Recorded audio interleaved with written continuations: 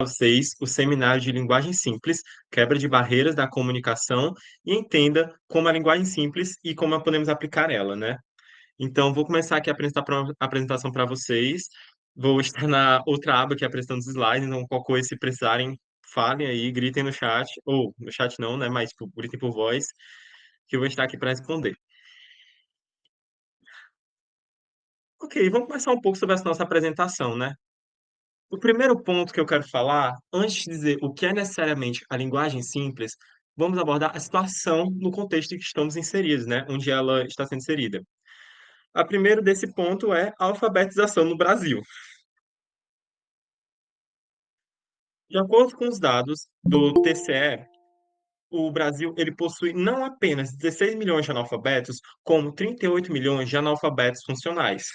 Só esclarecendo, né, para possíveis pessoas que não saibam, o analfabeto funcional, ele se caracteriza pela aquela pessoa que é capaz de ler no sentido de conseguir ler as palavras, né, saber que palavra é aquela e conseguir montar as frases, porém em um sentido mais curto, mas não consegue usufruir de todo o intelecto que está ali, de todo o conteúdo disposto. Ou seja, nós possuímos frases longas ou frases mais difíceis de ser interpretadas e a pessoa não consegue, tipo, tirar toda o conteúdo dali e usufruir daquele conteúdo, no estilo intelectualmente falando. E agora, trazendo em dados mais porcentagens, de acordo com dados do INAF, até 2018, essa era a distribuição da população brasileira nos 5 graus de alfabetismo, onde nós temos o analfabeto, o como o grau mais baixo, aquela pessoa que não consegue ler nada, o rudimentar, aquele que consegue ter uns princípios de entendimento da leitura, apenas de formas mais básicas, e o elementar, que aqui é o que corresponde à maioria, dentre as 5 porcentagens, corresponde a 38% da população, que seria aquelas pessoas que conseguem, de fato, ter uma leitura, mas que não conseguem elaborar pensamentos muito complexos ou extrair informações completas daquelas das coisas que eles leram, né? E somando essas 3 porcentagens, nós temos mais 50% da população brasileira estando nessa situação. Posteriormente, a gente também tem os estados intermediários e proeficientes, que seriam, de fato, aqueles que conseguem entender e compreender o texto na língua portuguesa na sua maior gama possível, né? Mas que, comparado aos outros, representam uma minoria. E com isso, eu quero levar vocês ao pensamento de que nós temos uma população grande, né? A população brasileira assim, é algo grande, mas que em sua maioria ela ainda não é capaz de entender os textos na complexidade da língua portuguesa na sua maior forma, né? Como chamamos o burocratrês, ou seja, aquela linguagem mais formal que herdamos do direito jurídico e que utiliza ainda um português mais arcaico, muito mais bem elaborado, cheio de de artifíciozinhos Jargões, e de recursos. Oi? de Alguém falou? jargões, cheio de jargões. E jargões também, mas eu, tipo, jargões específicos dessa determinada área, mas eu queria falar aquela parte rebuscada, de quando trazemos várias partezinhas de detalhezinhos interessantes, as coisas intrínsecasinhas.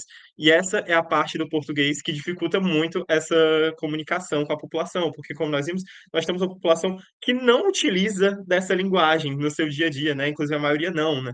Ela utiliza um nível bem muito mais básico. Mas agora, qual é o outro ponto que é relevante? Nós entendemos a população que nós temos. Agora, o segundo ponto é a situação do mundo atual no governo digital. Por quê? Nos últimos anos, nós temos, sim, nos últimos anos, que eu me refiro já há algum tempinho, nós temos as tecnologias de informação e comunicação e como elas vêm avançando cada vez mais para estar presentes no nosso dia a dia. Só que elas não apenas estão presentes na nossa comunicação informal e indireta, por meio de mídias sociais com as pessoas mais próximas da gente, mas também ela vem avançando para o âmbito governamental. Isso é, esta vem se tornando um meio onde os governos e outros órgãos também, às vezes de origem privada, vêm se comunicando com a população através dessa forma, né, estando mais próximos dela. Isso é um movimento mundial, mas que estou chamando a atenção aqui para o Brasil. Como exemplo disso, nós temos o maior exemplo que eu posso citar é o gov.br, né, que até pouco tempo atrás eu não conhecia direito da sua gama, mas que agora nós já temos, né, todo um programa nacional, né, federal, que consegue integrar esse contato com a população. Mas qual é a relação que eu quero chamar a atenção para isso? É que algumas dessas instituições, né, desses sites e recursos digitais, eles ainda utilizam muito dessa linguagem herdada do Burocrat 3, ou seja, essa conexão com a linguagem mais formal e na sua forma mais elaborada possível. E disso a gente tem de novo essa conexão, de que eles se conectam com a população que muitas vezes não está de acordo com a linguagem oferecida. Aqui vamos ter alguns exemplos para ilustrar isso, que é o primeiro é do próprio site da Prefeitura de Fortaleza, sobre uma aba de perguntas e respostas sobre a TMRSU, a Taxa de Manejamento de Resíduos Sólidos Urbanos. Para quem não está entendendo ainda, é aquela taxa do lixo, popularmente conhecida, onde nós temos um esquema de perguntas e respostas, onde tipo, você tem uma pergunta simples, né? Aqui no caso do exemplo, o que é a TMRSU e também conhecida como a taxa do lixo e por que foi estabelecida. E aí nós temos um texto enorme que responde isso, onde no começo do texto nós temos uma resposta até que satisfatória, né, que ela fala que é uma taxa que vai ser cobrada por esse serviço, e depois a explicação dela utilizando apenas os nomes das leis. Então, assim, tem uma certa organização, mas vocês podem ver que, de maneira geral, para uma população menos instruída, ainda é algo que pode não ser tão simples e que possui muita informação que ainda consegue confundir um pouco. E esse outro exemplo aqui é uma placa de achados e perdidos, que está dizendo o nome achados e perdidos, e lendo aqui o que ela diz. Informamos que a tarifa do serviço de achados e perdidos é facultada no caso de hipossuficiência econômica do usuário. Assim, de novo, é uma placa de achados perdidos que você anda, por exemplo, no bloco dos sistemas digitais, logo no campo pela UFC, e você encontra uma placa dessas. Não estou dizendo que essa é de lá, mas assim, vamos acreditar que mesmo no âmbito universitário ainda não seria a placa mais eficiente para se comunicar com aquele público, não é? Mas agora, justamente para solucionar esse problema, né, como uma intervenção que nós temos, que vem crescendo mundialmente, nós temos a linguagem simples. Falando dela propriamente, a estrela do nosso seminário aqui. O que é a linguagem simples?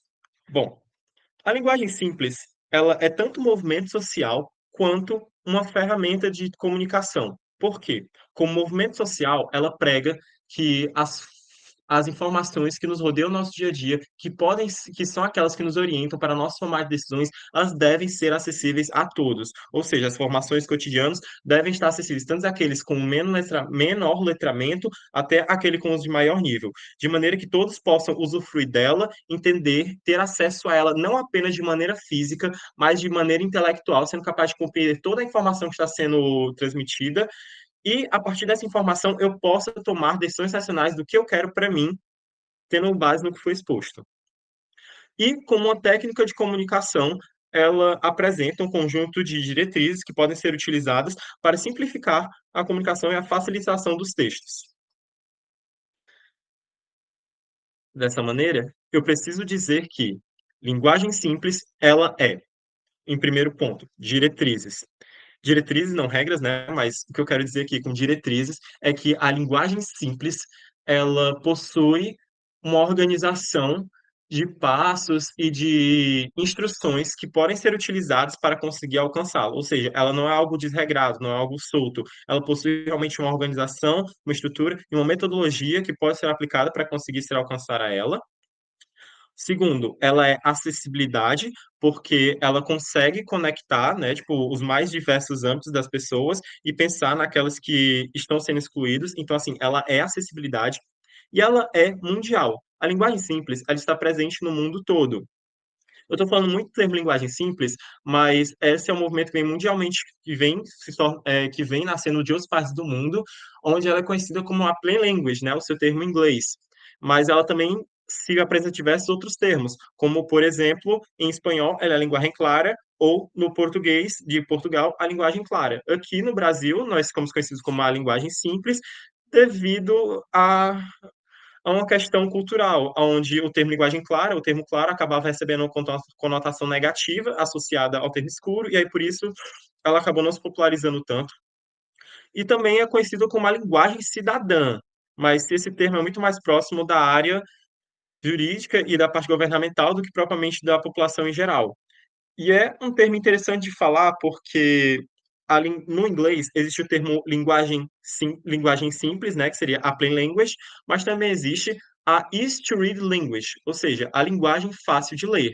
Qual que é a diferença? No inglês, né, a plain language se refere a essa linguagem mais acessível à população de maneira geral, enquanto a easy to read language se refere a conseguir uma linguagem que seja mais acessível para pessoas com deficiências intelectuais. Quando chegamos no Brasil, esses dois termos acabaram sendo interpretados apenas como uma linguagem simples e ela aborda esse âmbito, tanto da comunicação geral quanto da comunicação voltada a pessoas com essas deficiências intelectuais. E agora, o que que não é linguagem simples, né? Porque tem muitas coisas e muitos mitos são criados ao redor dela, e alguns desses estão aqui. O primeiro é que linguagem simples é jogar informação fora. Tá, isso não é uma verdade, porque a linguagem simples ela vai do termo de tentar simplificar as coisas, mas ela não joga as informações principais, muito pelo contrário, ela tenta apenas começar e direcionar a informação principal. E ela, de fato, tenta evitar o uso de jargões ou de palavras específicas daquela determinada área, mas caso elas sejam de fato necessárias, elas são utilizadas, porém tendo sua explicação. Então, ela não joga informações necessárias fora. Segundo ponto, tornar impreciso. Linguagem simples, ela não é tornar uma comunicação imprecisa, né? Muitas pessoas podem pensar que, por eu não estar utilizando dos termos corretos, ou dos termos mais rebuscados daquela área e mais referentes do meu acadêmico, eu posso gerar dúvidas. Sendo que é justamente o contrário, né? Como eu falei, os termos eles podem ser utilizados e mesmo reduzindo a complexidade, ainda é possível que essa comunicação se torne o mais eficiente possível direcionado para aquele público. Muito pelo contrário, né? Os estudos mostram que as pessoas vem se tornando cada vez mais preciso, mais fácil de entender aquela linguagem. E o terceiro ponto é o coloquialismo ou infantilismo. Né? Tipo, o coloquialismo é essa noção de a gente utilizar a linguagem formal ou do infantilismo, de que a linguagem está sendo infantilizada, simplificada de uma forma que ao nível de crianças possam, ao nível de alfabetização infantil, né? Sendo que muito pelo contrário, né? Linguagem simples. O primeiro ponto aqui que eu tenho que destacar é que linguagem simples, ela é sim a comunicação formal. Ela, no caso do Brasil, ela se baseia na nossa língua portuguesa, na sua forma formal e segue todas as suas regras, normas. E ela não é infantil, né? Porque, tipo, ela tenta simplificar de uma forma que as pessoas possam entender, mas ela não usa estruturas e meios que tornem ela uma coisa mais infantilizada. Não, ela é uma linguagem séria. Ok, gente. Agora que a gente conseguiu entender um pouco sobre o que se trata a linguagem simples, vamos ver como ela vem se manifestando ao redor do mundo.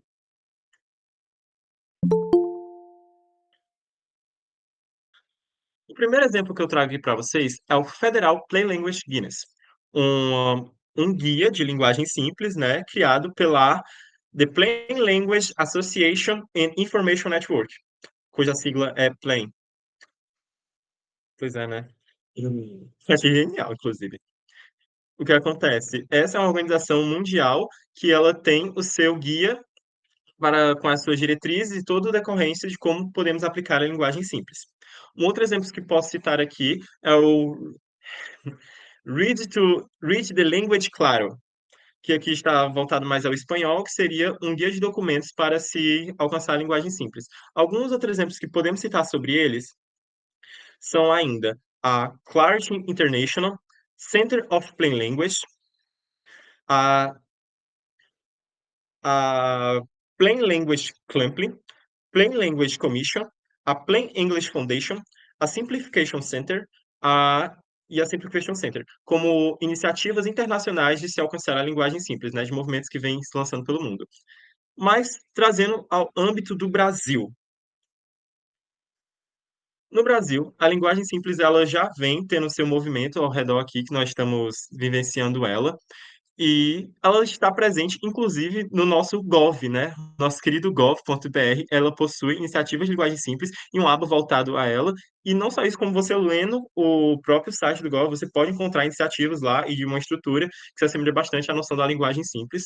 Nós temos a Lei 13.4660, estabelecida no ano de 2017, que estabelece que os documentos e as estruturas fornecidas ao consumidor devem ser voltadas em uma linguagem mais próxima, mais fácil de entender aos consumidores. E um exemplo aqui do nosso Ceará, que é o IRIS, o Laboratório de Inovação, Dados e Governo do Estado do Ceará, que tem em seu projeto o uso da linguagem simples aplicada a muitos de seus projetos e incentiva ela no âmbito governamental, no sentido de incentivar as leis, que nós já temos uma lei para a adoção da linguagem simples e eles vêm fazendo a divulgação dela e deixando, trazendo ela para a população.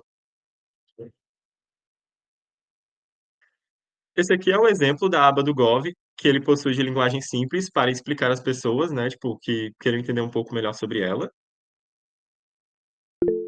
E esse aqui é um dos exemplos de um dos projetos do Íris para a criação de painéis artísticos na Escola das Prefeituras de Fortaleza, onde eles aplicam o uso das diretrizes da linguagem simples.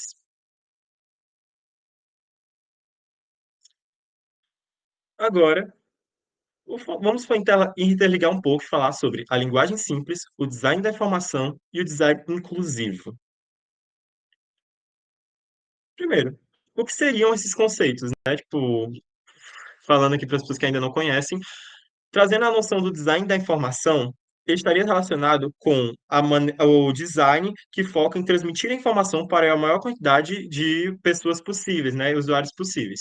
Enquanto o design inclusivo, ela é aquela tendência do design que leva em consideração as divergências humanas, desde os âmbitos de gênero, de deficiências, cultural, semânticos e diferenciações da língua, e a partir disso tenta produzir artefatos que sejam de possível uso para todos eles. E qual o ponto em que essas áreas se conectam? Linguagem simples, design inclusivo e design da informação são três áreas diferentes, mas que estão conectadas entre si, sobretudo no ponto em que todas elas buscam a melhor comunicação mais ampla a todos. A linguagem simples, eu preciso ressaltar que nas diretrizes que ela já possui atualmente, ela cita sim o design e ela usufrui das características do design da informação para conseguir mudar lá a sua forma atual, porém ela não possui ainda um guia mais específico de como pode ser aplicado de maneira visualmente, né? Tipo, a maneira em que o conteúdo ele pode ser aplicado, né? O portal, tipo, se é uma mídia mais física, uma mídia apenas auditiva, as mídias visuais, ela ainda não possui essas diretrizes de como nós podemos organizar o design visualmente falando, né, dela, nesse sentido. E é justamente no apoio dessas áreas, design inclusive, design da informação, onde nós podemos contribuir para que a linguagem simples possa ser mais completo e utilizado nos diferentes âmbitos, enquanto, por sua vez, o design da formação e o design inclusivo podem se apropriar da linguagem simples como uma ferramenta de comunicação para aplicar em seus textos e a sua comunicação em si e tornar ela algo cada vez mais inclusivo. Ok, a gente já falou tanto na noção de linguagem simples, né? Mas agora o pessoal deve estar se perguntando, tá, mas como é que eu posso aplicar a linguagem simples, né? Como é que eu chego a ela? E é para isso que existem as diretrizes. Primeiro, a noção de diretriz aqui, né? É importante ressaltar que diretrizes não são regras, ou seja, não são algo completamente rígido, que devem ser seguidas à riscas e todas passo a passo para se alcançar ela. Não, afinal, é uma linguagem e dessa maneira ela precisa de instruções, que eu acho que seria a palavra mais adequada aqui, que podemos seguir, que podemos avaliar se são necessárias ou não naquele contexto e aplicá-las da melhor forma que achamos para aquele contexto. Então, assim, a diretriz é algo flexível que nós podemos aplicar para tentar alcançar a linguagem simples. E onde é que eu posso encontrar essas diretrizes? Tem outros locais que você pode encontrar essa maneira de manual, mas aqui a gente trouxe três exemplos de como achamos que você pode ir. O primeiro é o Federal Plain Language Guinness, que já foi mencionado, onde ele decorre, né, tipo, de todo o manual, assim, eu vou chamar de manual, né, porque é algo bem mais completo, tendo todas as abordagens da linguagem simples e todas as diretrizes, sendo todas ainda no inglês, né, porque ela é herdada do internacional, ela vem lá dos Estados Unidos, que ele vem sendo feito desde 1990, mas que vem sendo atualizado. Então, assim, atualmente ela já decorre desde o ponto de empatia, de pensar no usuário que você está escrevendo, das regras gramaticais e da sintaxe, da estrutura que você tem que utilizar, mas também ele conta com a escrita para a web, né, voltada ao digital e o período de testes. Então, assim, eu considerei esse o mais completo que eu posso recomendar para vocês para ser analisado com relação à linguagem simples. Agora, o segundo é o curso de primeiros passos de linguagem simples, que é um curso ofertado pela Lilith Fish, está gratuito publicamente aqui na Escola do Governo, na Escola Virtual. e vocês podem acessar gratuitamente aí, basta pesquisar no Google, onde ela traz 7 diretrizes que ela considera as principais linguagens simples. Assim, ela não exclui as outras, né, mas nesse curso, especificamente, ela aborda essas 7, que ela considerou os principais para ser os primeiros passos, e algo, assim, bem mais resumido e contido para quem tem esse primeiro interesse. E o terceiro é o próprio IRIS, Laboratório de Inovação e Dados, onde ele produz cartilhas onde ele possui uma cartilha com 10 diretrizes bem resumidas e bastante explicativas do que seriam os passos para utilizar a linguagem simples. Agora, um outro exemplo que eu posso dar para vocês, de uma iniciativa que nós temos aqui no Brasil ainda, é a própria Fiocruz, que ela elaborou o seu guia de linguagem simples, porém, diferente do Plain Language Guidance, ela é um pouco mais resumida, né? Porque, como foi feito pela Fiocruz, ela é voltada sobretudo para profissionais da área da saúde, mas que ainda assim possui dicas interessantes para quem busca implementar ela em seus trabalhos.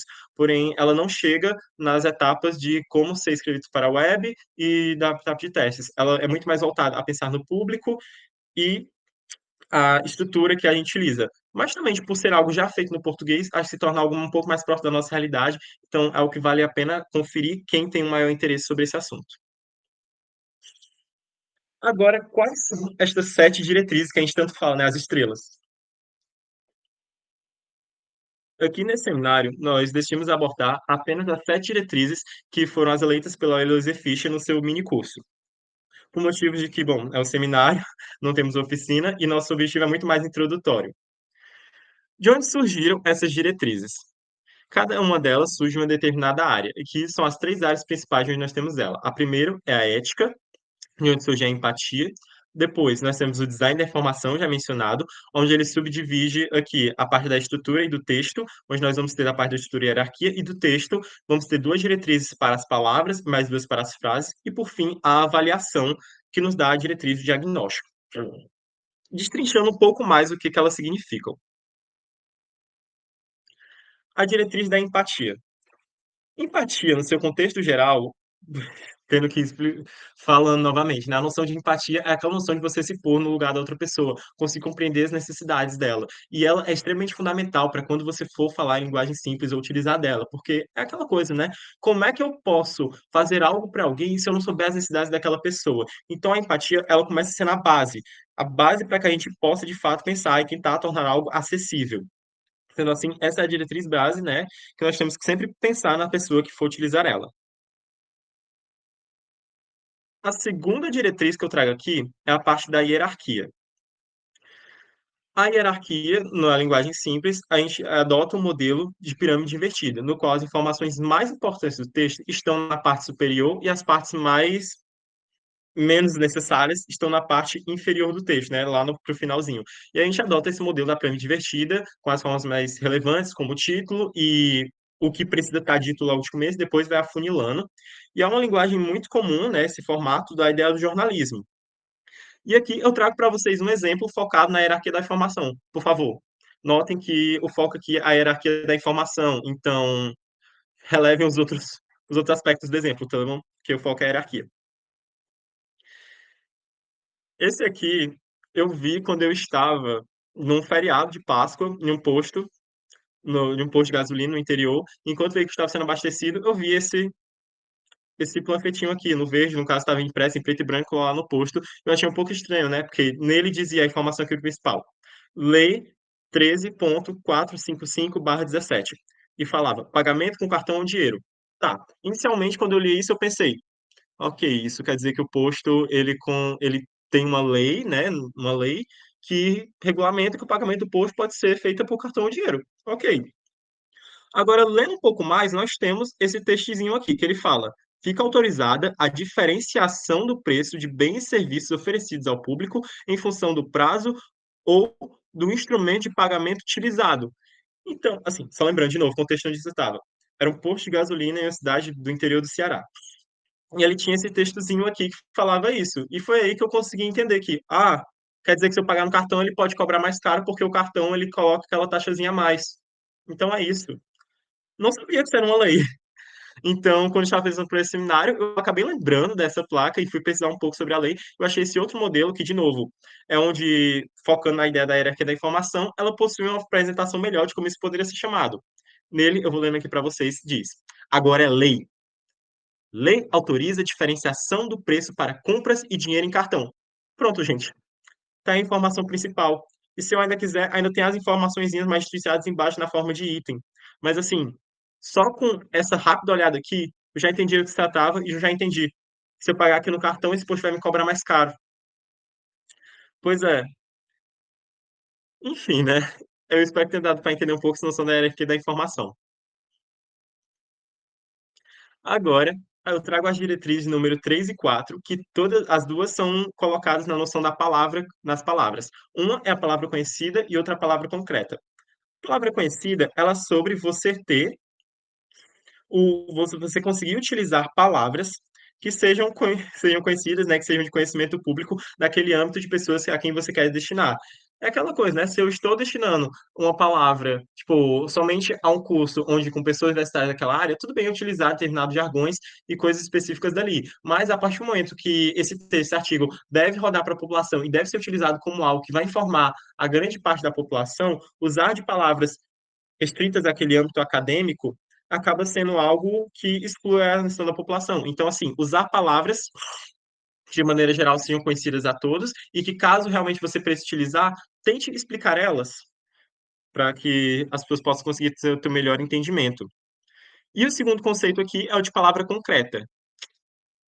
Tentando resumir aqui de uma forma até um pouco mais rasa, a palavra concreta, ela seria o oposto da palavra abstrata, ou seja, aquelas palavras abstratas são aquelas mais que não possuem um significado físico, né? Que nós não podemos associar a algo material necessariamente e assim não ter é mais difícil do que ela seria. Um exemplo disso seriam palavras como sentimentos, que nós não podemos definir fisicamente como eles são.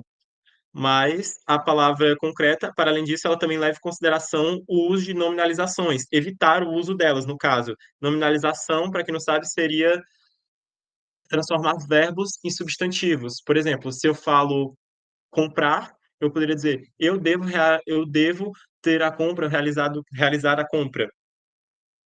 É uma forma um tanto mais complexa de utilizar essa palavra. Vamos trazer os exemplos aqui. Ok. Esse exemplo, ele é de um edital direcionado a fazer jogos do estado de São Paulo, que eu estava procurando. Ele é de 2020. Quando eu li a primeira vez, eu me espantei um pouco com ele, porque admito que não é uma linguagem tão complexa assim, mas tem um uso de palavras que torna um pouco complicado. Eu vou ler aqui um pouco ele. No mínimo 50% do montante total dos recursos disponibilizados para este concurso serão destinados a projetos de proponentes sediados ou domiciliados no município do Estado de São Paulo que não seja a capital. Caso o proponente pretenda se beneficiar do disposto acima, deverá justificar que a sua atuação artística ocorre prioritariamente fora da capital, declarando tal circunstâncias no sistema de inscrição é comprovada a sede ou domicílio em município do Estado de São Paulo que não seja a capital, no momento da contratação, por meio da documentação solicitada. Ok, qual foi o meu problema quando eu li ele primeiro? Esse aqui é só um trecho dele, né? Porque eu li logo todo ele de começo, e se repetia muitas vezes a palavra proponente. Proponente que eu não fazia ideia do que era. E, além dela, tipo, a forma como outras palavras eram colocadas juntas, porque assim, no partir do momento que eu encontro uma palavra que eu já não é de meu conhecimento, eu tentei pelo contexto, ok, mas quando ela se repete várias vezes e outras palavras ainda são colocadas que são até o mais simples, mas colocadas seguidas dela, como por exemplo, tinha outro exemplo que era o proponente, os proponentes de primeiras obras em segunda instância, enfim, eram palavras um tanto mais complexas, né? Que eu mesmo tive certa dificuldade de entender, fui pesar no Google e eu descobri. Proponente é a pessoa que tem uma proposta. Então, assim, poderia ser algo mais fácil de entender, pelo menos no início, né? De se falar proponente, ou seja, aquela pessoa que tem a proposta, ou usar no documento o indivíduo com a proposta para este edital, são coisas que poderiam ter facilitado o entendimento deste edital aqui e que realmente não afetariam o, o sua informação que está sendo passada.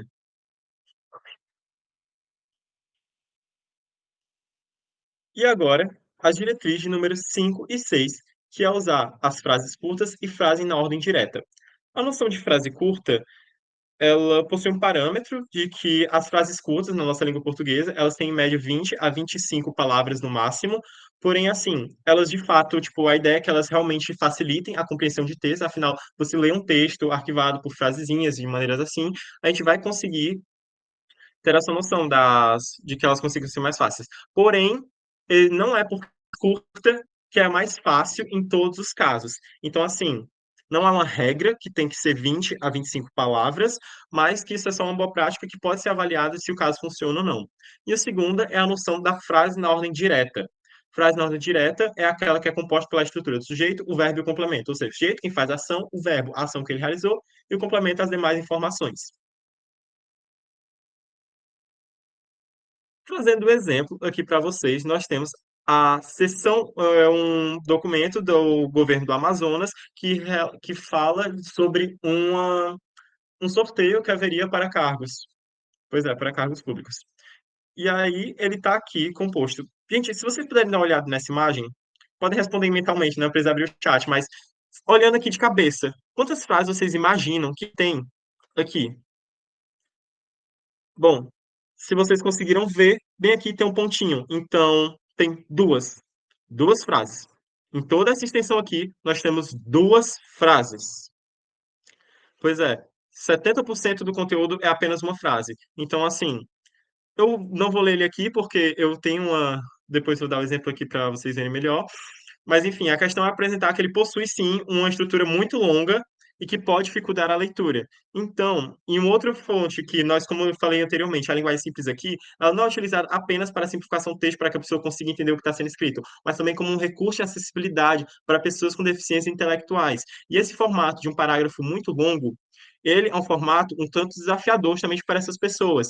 E como falado, uma das maneiras melhores de organizar pelo uso da linguagem simples é justamente utilizar a quebra disso em secções, né, em tirinhas, para conseguir ficar melhor visualização, de melhor entendimento, porque quando a gente vê um texto grande desse, isso acaba assustando o telespectador. E aqui é uma reescrita que eu fiz dele, focando apenas nessas noções de frase curta e de palavra concreta, ou de frase curta e de ordem direta, onde eu tentei fazer essa escrita para ver se está entendendo um pouco melhor. E agora eu vou ler para vocês. O local será o auditório do Vice-Governadoria, na Avenida Brasil, número 3.924, Santo Agostinho, sede do governo do estado do Amazonas. Primeira frase.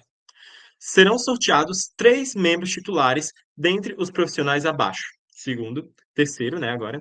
Os 2 representantes do Poder Executivo do Estado do Amazonas e um representante da sociedade civil. Quarta frase. Os profissionais sorteados não poderão ter vínculo funcional ou contratual direito ou indireto com os órgãos e ou entidades do Poder Executivo do Estado do Amazonas. E a última, além dos 3 membros titulares, serão sorteados número igual de suplentes, os quais, quando convocados, assumirão em definitivo a condução dos trabalhos, por ocasião da sessão pública. Depois, se vocês puderem olhar os slides, vocês podem ver que algumas frases também eu troquei a ordem para estarem mais próximos da ordem direta, comparado ao exemplo anterior, mas espero que dê para entender que foi um pouco mais sucinto. E visualmente, quando você olha as frases mais destrinchadinhas nessa maneira, se torna até, eu acho que, menos agoniante, né? Desesperador, porque você tendo que ler, imagine você como estudante, né? Quando chega aquele edital de uma bolsa, algo assim, você vê um texto dessa maneira, às vezes acaba ajudando a gente, né? No meio da ansiedade, já enrola, e assim consegue até ser um pouco mais calmante para a pessoa que vai ler. E por fim, nós temos a sétima diretriz, que é o diagnóstico. A diretriz de diagnóstico, ela é basicamente a análise, né, a rodada de teste, que é você conseguir olhar aquele material, tanto na sua primeiro contato com ele, quanto depois de já ter sido reescrito, e ver se as outras diretrizes estão sendo aplicadas direitinho e se ele realmente está atendendo a necessidade daquele público. Se você olha aquilo, você realmente, o público agora consegue, de fato, entender na primeira vez que lê, ou pelo menos ter esse melhor contato, né, e melhor entendimento. Essa é a diretriz que não tem segredo, né? É você aprender as outras, ir lá na prática, ver exemplos e tentar alcançar mais. E como exemplo de todas as diretrizes bem aplicadas agora, eu trago esse projeto que foi realizado pelo Instituto do Íris, onde ele é uma cartilha, né? Toda uma documentação que é um que foi voltado para o projeto deles, e eles argumentaram, fizeram a edição dessa documentação para estar em linguagem simples. E, gente, eu tenho que dizer que eu achei maravilhoso, porque assim, além de muito bonito visualmente, ela é extremamente funcional, no sentido que, como vocês podem ver aqui do lado, nós temos todas as secções do que será tratado, o uso de ícones para melhor reconhecimento, por exemplo, quando eu vejo esse cadeirante, automaticamente já entendo que aqui está a relação com a deficiência motora, né, a locomotiva, a divisão por secçõezinhas e parágrafos para conseguir o uso de tabelas e uso do destaque das informações principais, e ainda assim as secções bem destrinchadas. Então, assim, este é um ótimo exemplo do que eu considero a aplicação do uso da linguagem simples. Claro, vocês podem achar outros aí pela internet, inclusive aqui vai a observação minha, pessoal, que eu fiquei muito feliz quando estava procurando por esse seminário, né, e procurando os materiais para ele, por quê? Muitos materiais que eu encontrei foram relatados do ano de 2020 a 2022, quando esse movimento estava ganhando força aqui no Ceará, sobretudo, né? E era no ano de pandemia, então, assim, teve toda essa modernização e esse avanço, e muitas vezes que eu encontrei na internet, pô, de pessoas falando, é de como os serviços públicos ou de como essas informações eram apresentadas de forma ruim. E atualmente, eu pesquisando por elas, consegui relatar uma grande mudança. O próprio gov.br apresenta uma estrutura bem mais sucinta e utiliza já, tipo, essas noções de linguagem simples para se tornar mais fácil sua compreensão. Não só ele, mas um exemplo que em aulas mesmo, toda vida que alguém precisava falar de uma interface ruim ou de informações ruins, sempre era citado, ou pelo menos, tipo, tinha essa menção, a sites públicos, como era o caso da Caixa Econômica. Mas que quando eu fui pesquisar atualmente, ela é muito boa em termos de informação. Sério, ela consegue ser bem sucinta e transmitir bem essa informação de maneira organizada, e que, inclusive, eu comparei os exemplos que outras pessoas estavam apresentando, que eu achei no YouTube, de como o chatbot era na época e de que agora consegue ser feito. Então, assim, a linguagem simples ela é algo que vem evoluindo, que vem sendo utilizado, e é possível perceber como ela possui essa forma eficiente, que nós vemos que está de fato agradável. A gente mostra para outras pessoas e elas conseguem ver que, nossa, está melhorando. Então, assim, é um movimento necessário que já vem sendo feito e que nós temos que dar cada vez mais força a ela. Dito isso, obrigado por esta apresentação, gente. E agora eu vou abrir para quem quiser comentar ou falar algo sobre. Muito obrigado por estarem aqui, prestar atenção também.